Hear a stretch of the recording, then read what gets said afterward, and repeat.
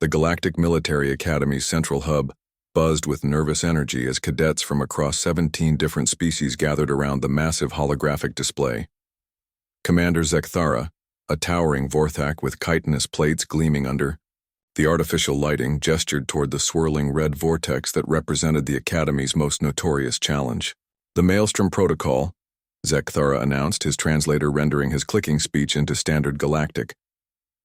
In 3 centuries of operation, no cadet has successfully completed this simulation. The record holder, a Calarian prodigy named Veltar, managed to survive 47 minutes before tactical failure. The assembled cadets shifted uncomfortably.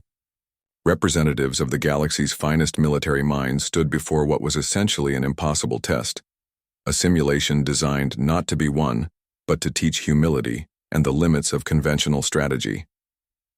In the back of the crowd, Sergeant Sarah Chen yawned. The human's casual demeanor hadn't gone unnoticed by her fellow cadets.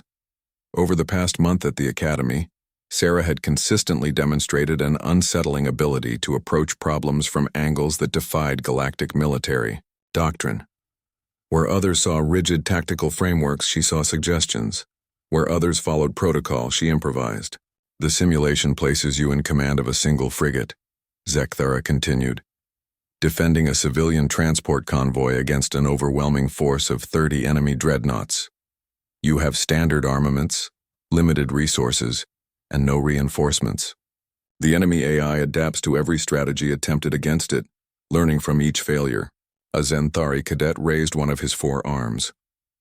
Commander, what is the purpose of an unbeatable simulation? To teach you that some battles cannot be won, Zekthara replied solemnly. Sometimes the greatest victory is knowing when to retreat, when to preserve resources for future conflicts. The galaxy is vast, and not every encounter can end in triumph. Sarah raised her hand. Permission to attempt the simulation, sir? The commander's mandibles clicked in what might have been amusement. Cadet Chen, I appreciate your enthusiasm, but perhaps you should observe a few attempts first. Learn from the failures of others. With respect, sir, I'd prefer to learn from my own failures.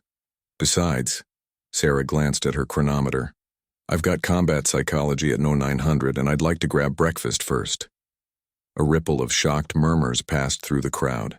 The audacity of suggesting she could complete an impossible simulation before breakfast seemed to border on insanity or arrogance. Zekthara studied the small human female.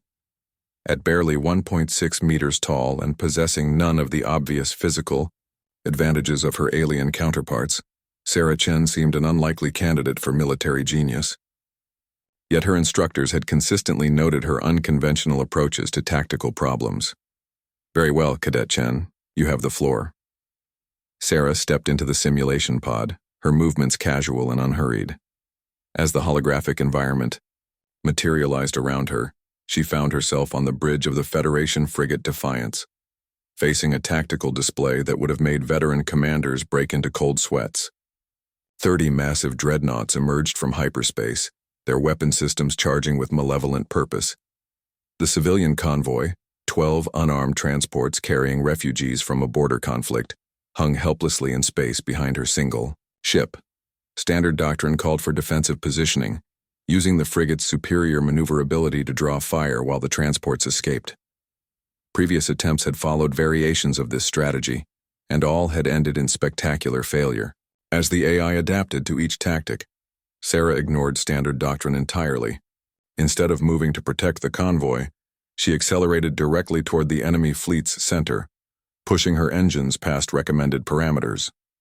The AI, programmed to expect defensive maneuvering, hesitated for 2.3 seconds, an eternity in combat time.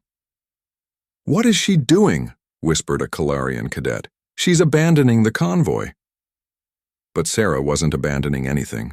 As the enemy dreadnoughts moved to intercept her seemingly suicidal charge, she executed a maneuver that existed in no tactical manual. She fired her ship's entire missile complement not at the enemy vessels, but at the nearby asteroid field. The detonation sent massive chunks of rock hurtling through space on carefully calculated trajectories. The AI focused on tracking Sarah's ship, failed to recognize the new threat until it was too late. While the enemy fleet scrambled to avoid the improvised asteroid bombardment, Sarah had already transmitted new navigation data to the convoy, not retreat coordinates but an attack vector. "She's ordering civilian transports to ram the enemy flagship," someone breathed in disbelief. The AI commanding the dreadnoughts had been programmed to counter military tactics, not desperate civilian actions. As the first transport ship, loaded with refugees who had lost everything and had nothing left to lose, crashed into the enemy flagship's shield generators, Sarah was already implementing Phase 2 of her impossible plan. She activated the frigate's self-destruct sequence, but instead of using it as a last resort, she configured it as a massive proximity mine. Ejecting in an escape pod, she remotely piloted the Defiance into the heart of the confused enemy formation just as her asteroid bombardment reached maximum effect. The resulting chain reaction of explosions, colliding debris, and panicked enemy fire created exactly the chaos Sarah had calculated. In the confusion, the remaining transports, now revealed to be carrying not just refugees but secretly armed resistance fighters, emerged from what appeared to be certain doom to systematically destroy the scattered and damaged enemy vessels. Total elapsed time: 37 minutes 14 seconds. Sarah emerged from the simulation pod to find the entire Academy hub in stunned silence. Commander Zekathara stared at the tactical readout, his mandibles clicking rapidly in what his species used to indicate extreme confusion. "Cadet Chen," he finally managed. "That was highly irregular." "Yes, sir," Sarah replied cheerfully. "The simulation assumed I would treat the refugees as helpless civilians to be protected. It never considered that desperate humans might choose to fight rather than flee, or that civilian ships could be weapons if their crews were willing to sacrifice everything." She paused, checking her chronometer again. The AI was programmed to counter military thinking, not human thinking. "Sometimes, sir, the most logical strategy is to be completely illogical." Zekathara studied the human cadet with new respect. "And the fact that this approach required the sacrifice of civilian lives?" Sarah's expression grew serious. "In the simulation, sir. They were already dead if I followed standard protocol. At least this way they died fighting for something meaningful. And the majority survived." As Sarah headed toward the exit, eager to make her breakfast appointment, she called back over her shoulder. "You might want to reprogram that simulation, Commander. Once word gets out that it can be beaten, every human cadet is going to want to try their own approach." Behind her, 17 different species of military cadets stood in contemplative silence, each beginning to understand why humanity, despite being one of the galaxy's youngest spacefaring civilizations, had never lost a war. The impossible simulation had finally been conquered by someone who refused to accept that impossible meant unbeatable.